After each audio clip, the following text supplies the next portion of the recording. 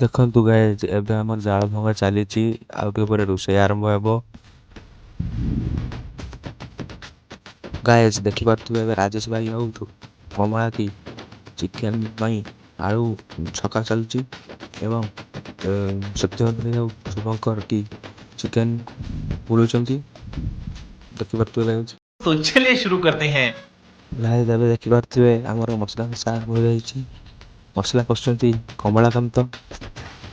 Guys ଏବେ ଦେଖିପାରୁଥିବେ ମସଲା କଷା ପରେ ଚିକେନ୍ କଷା ଆରମ୍ଭ ହୋଇଯାଇଛି।